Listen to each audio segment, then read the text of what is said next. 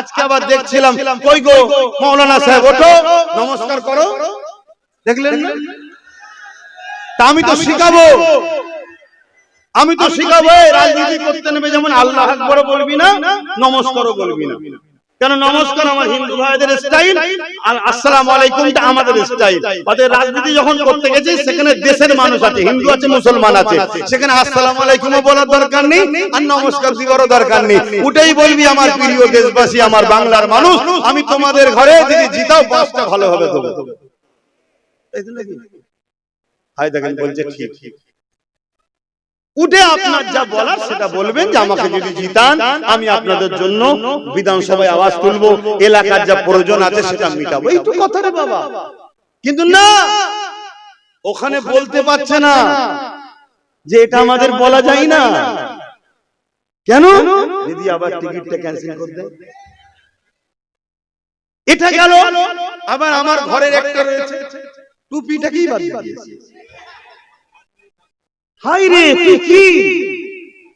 হ্যাঁ ভাই ভাইয়ের জায়গায় ভাই, ভাই ভাইয়ের জায়গায়, রাসূলুল্লাহর আগে ভাই নয়, দ্বীনের আগে ভাই নয়। আমি তাকে ব্যক্তি আক্রমণ করছি না, তার হিদায়াতের জন্য দোয়া যেমন চাইছি, ইনার হিদায়াতের জন্য দোয়া চাইছি। আল্লাহ এদের দুজনকে হিদায়াত করুক, বলুন আমিন। এ ভাই নয় বলে যে বলবো হিদায়াত হবে না তা নয়, একে আল্লাহ হিদায়াত করুক, এই শয়তানদের থেকে চলে আসুক, আমার ভাইটাও যেন ফিরে আসে, বলুন আমিন, বলুন আল্লাহুম্মা আমিন। এদের হিদায়াত দরকার, ঠিক না বেটি? কিন্তু এদের হিদায়াতের জন্য সবথেকে বড় ওসিলা হলো এদের হারা দরকার। আমার কথা কি কষ্ট পেলেন? এদের হিদায়াতের জন্য সবচেয়ে প্রথম রাস্তা হলো হারা দরকার। কারণ জিতে গেলে আরো হারামের মাল ঝাড়বে, আর যত হারাম খাবে তত জাহান্নামের দিকে যাবে, পরিবর্তন হওয়ার রাস্তা পাবে না। যদি বলেন আমরা হুজুর মানুষ খাবো কেন, তুই খাবি না আমি জানি, কিন্তু তোকে খেতে হবে। কেন? নিজের জন্য না খেলো, যার ইশারায় উঠে বলেছিল নমস্কার করো, যার জন্য বলছি আগুনে ঝাঁপতে দেবো, সে বলবে লিয়া ইনকাম করে। কথা বুঝছেন না? বোঝেন না? হ্যাঁ, আর না হয় তোকে বলবে গ্যাজের কেসে ভরে দেবো। তুই ভাববি আমি হুজুর মানুষ, বলিছে মানুষ, গ্যাজের কেস খেয়ে যাবো, তো চুরি করেই এসে। তাহলে পাপ তো এইভাবেই হয়। তুই কার দল করবি? তুই দল করার জন্য এতই শখ, নিজের একটা দল করতে পারতিস, দুজন মিলে একটা দল করে নিতে পারতিস। যেমন অনেক দল হচ্ছে, তোরা দুজন মিলে একটা দল করে নিতে পারতিস, কি আরো যাদের এসব লোভ লালসা একটা দল করে নিতে পারতিস, করে নিয়ে মরতে পারতিস, ঠিক না বেটি? আমার কিছু বলা থাকতো না, কেন? তার ইচ্ছা কাজে করতেই পারে। কিন্তু তুই এমন লোকের দল করতে গেলি যে লোকটা বলছে কোরআন শেষে এবং উন্নতি শেষে, এই কথাটা মানিস? যদি বলেন না মানিনি, আগে প্রথম এই কথাটাকে তোর নেত্রীকে ক্লিয়ার করতে বল যেটা আমি ভুল বলেছিলাম। আগে তোর নেত্রীকে বল যে কথা বলা আমার ভুল হয়েছিল, আমাকে ক্ষমার নজরে আপনারা দেখবেন। মানুষ মাত্র বলতে পারে, আমরা দ্বিতীয় কিছু বলবো না। দ্বিতীয় নম্বর কথা, যা দল করতে গেছে সে তো বিজেপির আইনকে মেনে নিয়েছে। বিজেপি যে ওয়াকফ কালা কানুন করেছে, আমার কথা কষ্ট। যদি আমার কথাই কষ্ট নেন তাহলে ফেরাউনের বিরুদ্ধে কেউ বলবেন না, নমরুদের বিরুদ্ধে বলবেন না। কারণ ফেরাউন নমরুদ ওরাও দ্বীনের দুশমন ছিল, তখন মুসা নবী ইব্রাহিম ছিল, এখন মুহাম্মদ রাসূলুল্লাহ দ্বীনের দুশমন আজকের এই ফেরাউন গুলো করছে। এরা রাজ ক্ষমতার জোরে ওয়াকফকে মিটাতে চাইছে। কেন্দ্র সরকার ওয়াকফ কালা কানুন করেছে, রাজ্য সরকার সে আইন মেনে নিয়েছে না? রাজ্য সরকার দুর্গাপুরে বুলডোজার দিয়ে মাদ্রাসা ভেঙেছে না ভাঙরে?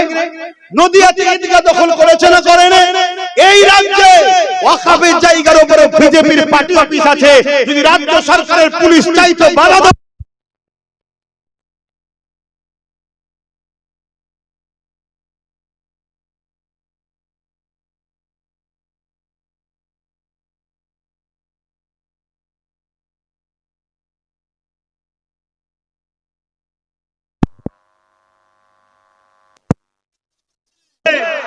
রাগ হলে আমার উপরে রাগ দেখিয়ে লাভ নাই।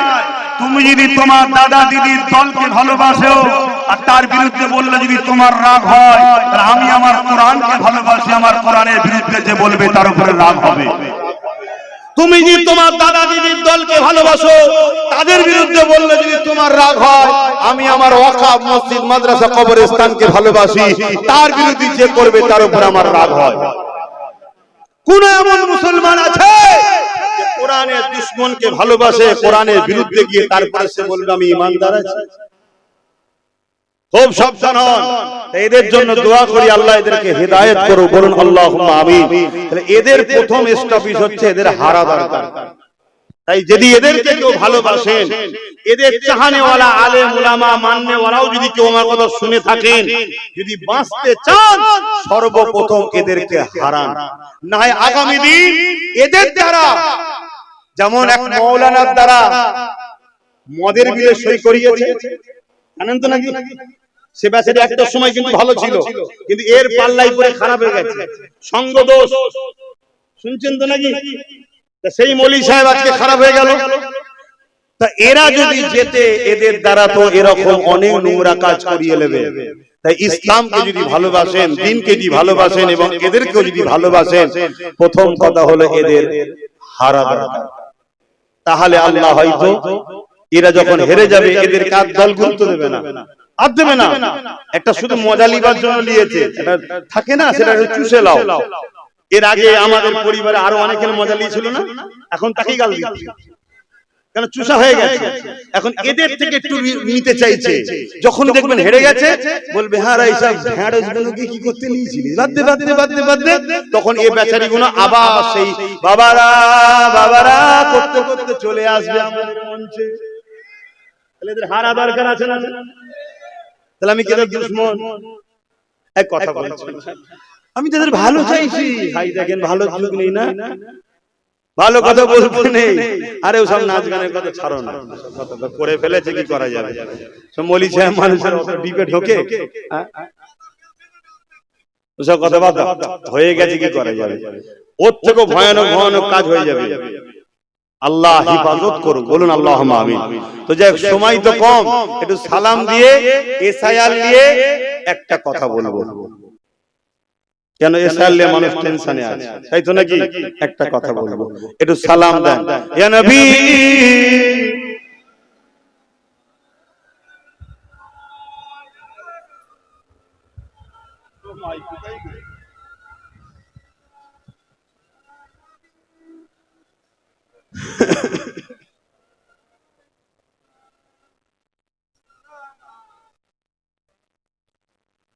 আমার ভাইরা, আমাকে যারা ভালোবাসো, তোমরাও তো রাজনীতি, তাই তো নাকি? রাজনীতি করো করো, মানা করবো না, করতে হবে। দেশের নাগরিক করবে না, ভালো কাজ তো, মানুষ সেবা দেশ সেবা, কিন্তু রাজনীতির নামে খবরদার কাউকে লুটবে না। দ্বিতীয় নম্বর, রাজনীতির নামে কারো ধর্মকে যেমন আঘাত দেবে না, নিজের ধর্মের বিরুদ্ধে কোনো কাজ করে ফেলবে না। আজকে অনেকে দেখছি রাজনীতির নামে ফুর্তি আনন্দ করছে, বাজনা বাজাচ্ছে, খবরদার। তোমাদের ফুর্তি করতে মন যাচ্ছে, 93 লক্ষ তোমার দেশবাসী বাংলার নাগরিকের এখন নাম নিশ্চিত হয়নি, কিসের আনন্দ এত? আর পাশাপাশি এই বাজনা ইসলামে হারাম। আল্লাহ রাসূল বলেছে একটা সময় মানুষের চেহারাকে শূকরের ন্যায় বানরের ন্যায় বানিয়ে দেবে। কারণ কি? তারা এই নৃত্য বাজনা এসব প্রদর্শন করবে, এগুলো নিয়ে হুড়োহুড়ি করবে। সেই জায়গায় এ থেকে দূরে থাকবেন। আমার ভালোবাসার মানুষদেরকে বললাম, যদি আমায় ভালোবাসো তাহলে আমার কথা শুনতে হবে, ঠিক তো নাকি? তুমি কাউকে ভালোবাসো, দল করতে গেছো, ভাই আমাকে তোর ভালো লাগে, তোর হয়ে বেরিয়েছি, তোর মিছিলে যাব, তোকে ভোট দেবো, সব ঠিক আছে, কিন্তু তুই যদি আমাকে আল্লাহ রসুলের থেকে সরাতে যাস, জুতো খুলে তোর মুখে মারতেও রাজি, তোর সাথে আমি কোনোদিন যেতে রাজি না। আমি স্পষ্ট কথা বলছি, আমি আমার আব্বা আম্মাকেও ভালোবাসি আল্লাহ রসুলের জন্য, আমি সেই আমি কাউকে চিনি না। হ্যাঁ, প্রয়োজন হয়েছে আমি আমার ভাইকে না দিয়েছি, আমার ভাইও যদি কোনোদিন ভুল রাস্তায় চলে আমি তাকে ধরি। একবার একটা রাগের মাথায় একটা নোংরা ভাষা বলেছিল আমার ভাই, আপনারা জানেন কি জানি না, আমি ঘরে ডেকে তাকে বলেছি, দ্বিতীয়বার যদি এই কথা তোর মধ্যে বেরোয়, নিজে যদি কন্ট্রোল না করতে পারিস তাহলে রাজনীতি করতে হবে না, চলে রাগ হবে, লোক অনেক কিছু বলবে, নিজেকে কন্ট্রোল করতে হবে। বললো না, ওই মায়ের কান্নাটা দেখে আমি সহ্য করতে পারিনি। এক মায়ের কান্না দেখে যদি সহ্য না করতে পারি, আগামী দিন লাখো মায়ের কান্না বাঁচাবি কি করে? তাকে আমি বড় ভাই হিসেবে বুঝিয়েছি। হ্যাঁ, কিছু এআই ছবি করা যায়, সেসব ছবি করে আমার ভাইয়ের বিরুদ্ধে প্রচার করছে, আমার বিরুদ্ধে প্রচার করছে। যেমন আমার একটা ছবি দিয়েছে বিজেপির 3টে নেতা, দুটো লম্বা একটা বেটে, লম্বা দুটোকে পাশে রেখেছে আর বেটেটার মাথা কেটে আমার মাথা বসিয়ে দিয়েছে। খুব জোর আল্লাহ বাঁচিয়ে দিয়েছে। আল্লাহ যদি লম্বা কারো মাথায় দিত তাহলে প্রমাণ করতে একটু সমস্যা হতো। আমি তো লম্বা মানুষ, বেটের মাথায় দিয়ে দিয়েছে বলে চট করে প্রমাণ হয়ে গেছে যে এটা ফেক। খোদা কিভাবে বাঁচাতে দেখছে। তো এরকম দ্বারা অনেক কিছু এআই করা যায়। 30 সেকেন্ডের বক্তব্য আমার ছেড়েছে, এগুলো আলাদা জিনিস ভাই। কিন্তু হ্যাঁ, যদি অন্যের দেখা দেখি কেউ এই রাজনীতির নামে অন্য কোন ধর্মকে আঘাত দাও বা অন্য কোন ধর্মের উৎসবকে নিজের কালচারের মধ্যে নিয়ে আসো, আমার ভালোবাসার মানুষদের বলবে এটা অন্যায় হচ্ছে, এটা ড্রামা, নাটক। নাটক করা উচিত নয়। মানুষের সঙ্গে ধোঁকা দিও না। তোমার কোনো কিছু নয়, তুমি মন্দিরে চলে গেলে। তুমি মন্দিরে কেন গেলে? তুমি কখনো গেছো না? তাহলে ভোটের সময় গেলে কেন? না হিন্দু ভাইরা যদি এইটা মনে করে আমায় ভোট দেয়, তাহলে হিন্দু ভাইদের ধোঁকা দিলে তুমি কি ভোট লিবার জন্য তার কাছে গেছো? ঠিক তেমনই কোন অমুসলিম যদি মসজিদে চলে আসে, ভাই কোনোদিন এসেছো? না এসেনি। আসলে কেন? না মুসলমানরা যদি ভোটটা দেয়, তাহলে তুমি আমার মুসলিম ভাইকে মসজিদ দেখিয়ে বোকা বানাচ্ছ। এই নাটকটা করা উচিত না। তোমার ধর্ম, তোমার উৎসব, তোমার কাছে আমি দেশ সেবা করতে নেমেছি ভাই, আমাকে যদি সুযোগ দাও আমি তোমাদের জন্য বিধানসভায় লড়বো। যেমন আমাদের চেয়ারম্যান নওশাদ সিদ্দিকী, সে 5টা বছর ভাঙড়ের মানুষের জন্য, বাকি 15টা কি বলে 11টা বছর জানা হয়েছে, এই 4 বছরে তার 10 গুণ বেশি ভাঙড়ে হয়েছে। 100 কোটি টাকার উপরে খরচ হয়েছে বলছে, শুনছেন তো নাকি? বাকি 10 বছর হয়নি কেন? কথা মাথায় ঢুকছে? তো এরকম যদি কেউ ভালো কাজ করতে চায় করো, অসুবিধা নেই, ইসলামের নিষেধ নাই।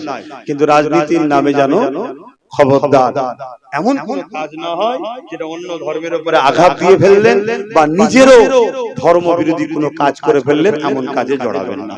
এটা এই বলা শিখাবার রাইট আমার আছে না? না এটা আছে বাপ, তাই আমি শিখাচ্ছি। হে নবী সালাম, ইয়া রাসূল সালাম, ইয়া হাবিব সালাম, সালাবাতুল্লাহ পড়িল আল্লাহ আরবানি, পোহালো দুঃখে রজনী, হইল যখন অনুরানী, আমিনা নয়নের মনি, নবী সালাম, ইয়া রাসূল সালাম, ইয়া হাবিব সালাম, সালাবাতুল্লাহ। ছোট্ট করে একটু এক লাইনে একটু একটা কথা বলবো, দোয়া করে দেবো। সকলে বসেন, তাড়াতাড়ি বসেন, নামাজ পড়বেন।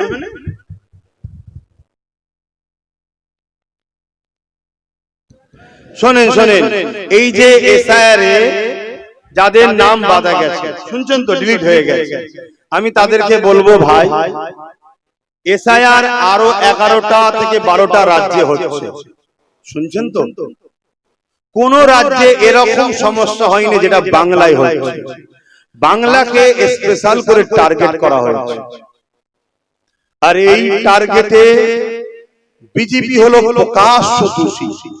বিজেপি কি প্রকাশ্য দোষী, আর বিজেপি কে সম্পূর্ণ সহযোগিতা করেছে এক্স মুখ্যমন্ত্রী, রাজ্য সরকার। উদাহরণস্বরূপ অন্যান্য রাজ্যে এসআইআর হচ্ছে, কোন রাজ্যে এসআইআর এর মীমাংসার দায়িত্ব নির্বাচন কমিশন কি হাত থেকে বিচারপতিদের হাতে যায় না, নির্বাচন কমিশনের হাতে সব ছিল। প্রায় 60-65 লক্ষ লোকের নাম এখনো বাকি আছে, তাদেরকে কাগজপত্র নিয়ে দেখা করতে বলছে। ঠিক তেমন সময় খেয়াল করে যখন সুপ্রিম কোর্টে গিয়ে কোর্ট করে নাটক করে নির্বাচন কমিশনের হাত থেকে তুলে নিয়ে বিচারপতিদের হাতে দিল। কারণ কি? নির্বাচন কমিশনার যাতে ভোটটা ঘোষণা করতে পারে। কারণ নির্বাচন কমিশনের হাতে থাকলে আমরা আন্দোলন করতে পারতাম যে আপনার নাগরিকের ভোটের সমস্যা মিটাই না, আধার কার্ডে ভোটার কার্ডে আপনি ভোট ঘোষণা করলেন তার মানে, কিন্তু তাকে দিয়ে দিল কোথাও বিচারপতির হাতে। আর বিচারপতি বলছে এটা তো আমার কাজ নয়, ভোটকে ঘোষণা করবে না করবে, আমাকে দায়িত্ব দিয়েছো, আমি দেখছি, আমার যেটা সন্দেহ হবে আমি কেটে দেবো, পরবর্তীতে তুমি ট্রাইব্যুনালে যে উকিল টুকিল লাগিয়ে দলিল কাগজপত্র নিয়ে তুমি যাবে, তখন যদি জজ সাহেব মনে করে তুমি নাগরিক তো নাগরিক। এরকম হচ্ছিল না? হচ্ছিল না। কিন্তু মালদায় কোন এক জায়গায় কিছু অ্যাক্সিডেন্ট ঘটাতে পুরো সেটাকে ঘেটে ঘ হয়ে গেল। এখন ঘোষণা শুনছি কি যা হবে ভোটের পরে হবে। আদৌ ভোটের পরে হবে কি হবে না কোনো গ্যারান্টি আছে? এই যে 93 লক্ষ কম বেশি মানুষ আজকে বিপদে পড়েছে, এর জন্য সম্পূর্ণ দোষী কেন্দ্র সরকার। আর সেই সরকারকে সম্পূর্ণভাবে যে বাঁচাতে সহযোগিতা করতে সেটা হলো এক্স মুখ্যমন্ত্রী রাজ্য সরকার। আমার সঙ্গে আপনারা কি একমত হতে পারছেন? যদি না হন তাও বলবেন একমত করা হতে পারছেন, হাত তুলে সাক্ষী দেন। বাস এই যে মানুষকে ফাঁসানো হলো, যে মানুষকে ফাঁসায় সে জালিম না জালিম নয়। দ্বিতীয় নম্বর চলে আসেন ওয়াকফ, অর্থাৎ ইসলাম ধর্মের ধর্মীয় সম্পদ, মসজিদ, মাদ্রাসা, কবরস্থান, ঈদগাহ, খানকা, এটাকে কেউ যদি জুলুম করে ধ্বংস করে দিতে যায় সে জালিম না জালিম নয়। কেন্দ্র সরকারি ওয়াকফকে মিটাতে চাইছে না চাইনি, রাজ্য সরকার সাথ দিয়েছে না দেয়নি? জোরে বলো। তাহলে এরা দুজনই ওয়াকফের বন্ধু না দুশমন? জোরে বলো। দুশমন যে হবে আমার মসজিদ মাদ্রাসা সে জালিম না জালিম নয়? এবারে চলে আসুন রাসূলুল্লাহর একটা হাদিস, এখানে আমার উলামা ভাইরাও রয়েছেন, রাগ না করে চশমা খুলে দিয়ে আসুন কি ভুল হচ্ছে আপনার সিদ্দিকীর বুঝান, কিন্তু মনে রাখবেন বিপদে আমি আছি আপনিও আছেন। আপনি ফুরফুরা ওয়ালা হন, তাবলীগ ওয়ালা হন, দেওবন্দি ওয়ালা হন, বেরেলি ওয়ালা হন, আর যে কোনো ওয়ালা হন, বিপদে কিন্তু আমি আপনি উভয়ই রয়েছি। কেন কবরস্থান আপনার আমার, মসজিদ আপনার আমার, মাদ্রাসা আপনার আমার, সবটা টার্গেট। তাই মনে রাখবেন ব্যাপারটা বুঝার চেষ্টা করুন। তাই আমি বলবো আল্লাহ রাসূলের মিশকাত শরীফের হাদিস, নবী বললেন কোন মুসলমান যদি অত্যাচারী জালিম জানার পর কোন মুসলমান যদি শক্তিশালী করার জন্য তার সাথ দেয়, ওই মুসলমান ইসলাম থেকে বেরিয়ে যাবে। আমি আবার একবার বলছি, কোন মুসলমান যদি অত্যাচারী জালিম জানার পরও তাকে শক্তিশালী করার জন্য সাথ দেয়, ওই মুসলমান ইসলাম থেকে বেরিয়ে যাবে। যারা এসআইআর এর নামে নিরীহ মানুষকে পেরেশান করছে তারা জালিম না জালিম নয়? এর জন্য কেন্দ্র সরকার রাজ্য সরকার উভয়ে দোষী না দোষী নয়? তাহলে এরা জালিম না জালিম নয়? যারা ওয়াকফকে মিটাচ্ছে কেন্দ্র ও রাজ্য সরকার, এরা জালিম না জালিম নয়? জানার পরও কেউ যদি এদেরকে ভোট দেয় তার মানে শক্তিশালী করার জন্য, তারা ইসলামে থাকবে না বেরিয়ে যাবে। রাসূলুল্লাহর হাদিস। আর যে বেরিয়ে যায় তার নামাজ, তার দাড়ি, তার টুপি, তার মুফতি, তার মাওলানা, তার বক্তা, তার হুজুর, আর কিছু রইলো? একটু মাথা ঠান্ডা করে কাজ করবে। রইলো এবার এই কথা, রইলো বিজেপি চলে আসবে। বিজেপি আসার জন্য সবথেকে বেশি সহযোগিতা এই বাংলায় যিনি করেছেন তিনি রাজ্য সরকার। কেন 15 বছর আগে এই বাংলায় কোনো বিজেপি ছিল না, ইনি বিজেপিকে এনেছে, খাল কেটে কুমির এনেছে। এক। দ্বিতীয় নম্বর, সে যেভাবে মুসলমানদের নামগুলোকে বাদ দিচ্ছে প্রতিটা বিধানসভায়, তাহলে আপনি যদি 20% 20,000 মুসলমান 30,000 মুসলমান ভোটই দিতে না পারেন তাহলে আপনি রুখবেন কি করে? কিন্তু 2021 আমি বলেছিলাম যে চেয়ারের একটা পায়া তৈরি করো। আজকে যদি এই সরকারকে তুমি 2011 200 কি বলে 150টা কি 140টা দিতে, আর আমাদেরকে যদি 40 50 60 70টা দিতে, কম বেশি যারা ছিলাম আমরা, তাহলে একসাথে সরকার হতো না? হতো না? তাহলে এই সরকার কি এই জুলুম করতে পারত? অতএব বোঝো এখনো সময় আছে, এখনো সময় আছে। হাড়ুয়া হোক, বাদুরিয়া হোক, দেগঙ্গা হোক, বসিরার উত্তর হোক, ভাঙর হোক, মিনাকা হোক, ক্যানিং পশ্চিম হোক, ক্যানিং পূর্ব হোক, এই যে কোনো ভাবো আমডাঙ্গা হোক, অশোকনগর হোক, এই সব জায়গায় একদম বুঝতেই তো পাচ্ছেন আবহাওয়া সব উল্টো চলছে। তাহলে এই জায়গায় আপনারা যারা এদিক ওদিক আছেন, আমি বলবো এদিক ওদিক না করে কমসে কম ভাবেন যে আমাদের হাতে 15-20টা থাকে তাহলে লড়াই করার একটা জায়গা থাকবে। একটা ছেলে যদি এতটা লড়াই করতে পারে, এইটা একটু মাথায় রাখার জন্য আপনাদেরকে বলার অধিকার আছে না? একটু অধিকার বলে গেলাম।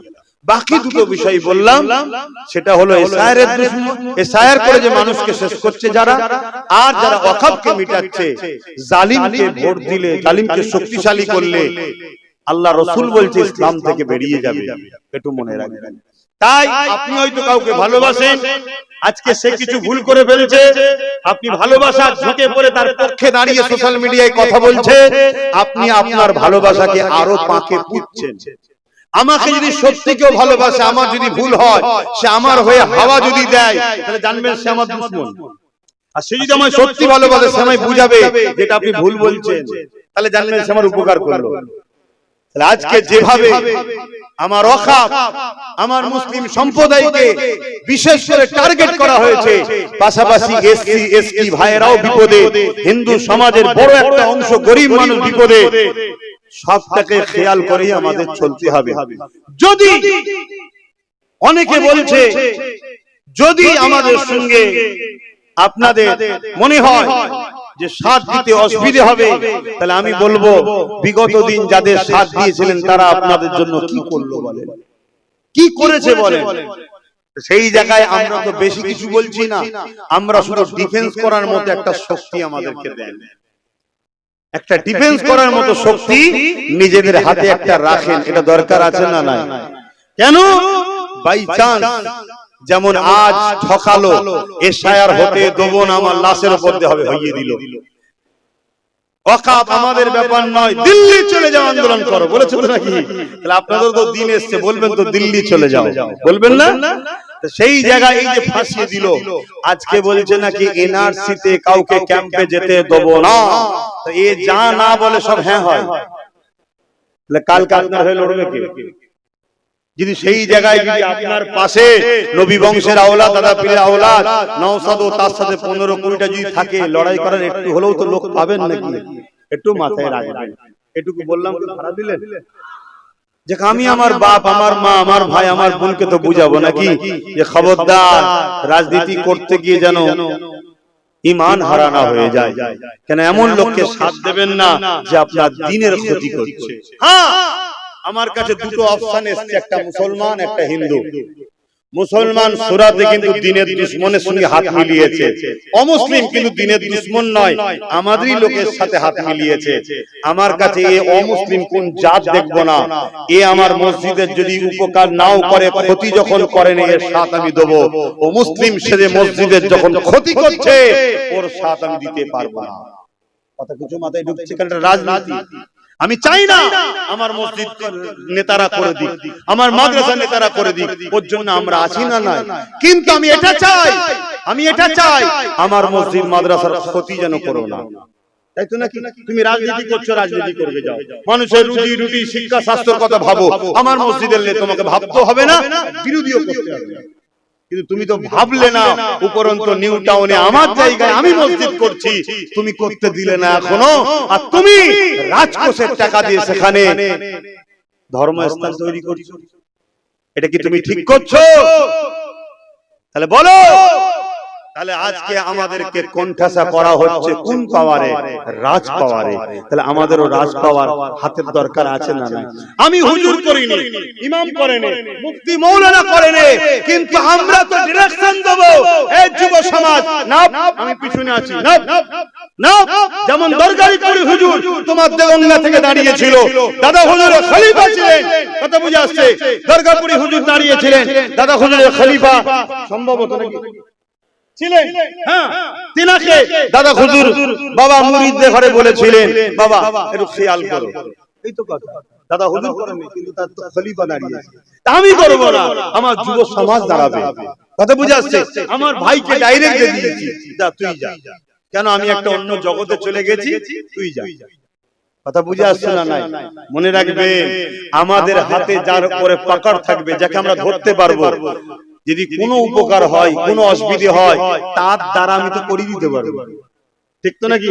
আজকে কোনো লোক বিপদে পড়ে গেলে আমার কাছে আসলে, নওশাদ যদি নাও পাই, আমি সঙ্গে সঙ্গে ফোন করে বলি, এই সমস্যাটা হয়েছে, দেখে দিবি তো? ও সঙ্গে সঙ্গে দেখে দেয়। তাহলে এইগুলো আপনারা বুঝবেন। আপনাদের এলাকায়, আশপাশে, এটা কি এলাকা? হাড়ুয়া, দেগঙ্গা, এই যে দেগঙ্গা, হাড়ুয়া, বসিরহাট, উত্তর, এইসব এলাকায় যদি আমার ভালোবাসার মানুষ যারা, যাদের উপর আমার কথা চলবে, তাহলে কিছু হলে আমি তাকে বলে করে দিতে পারবো। এগুলো মাথায় রাখবেন। তো যাক, আগামী দিন হয়তো এই নাগরিকত্ব পেতে গেলে কি লড়াই হবে না হবে সেই লড়াই তো করতে হবে, কেন 93 লক্ষ লোক তো চারটিখানি ব্যাপার নয়। আমি আগেও ছিলাম, আজও আছি, লড়াই যত বড় হোক করতে হবে, কিন্তু মনে করি প্রশাসন আমাদের সামনে বাধা হয়ে দাঁড়াবে, তাই তো নাকি? তো প্রশাসন যাদের কথা শুনবে সেরকম কিছু লোক যদি আমাদের হাতে থাকে তাহলে লড়াইটা একটু জোর হবে। এটা ভাবার যদি হয় ভাববেন, না ভাবার হয় আমি কি করতে পারি। সংক্ষেপ সময় অনেক কিছু বললাম।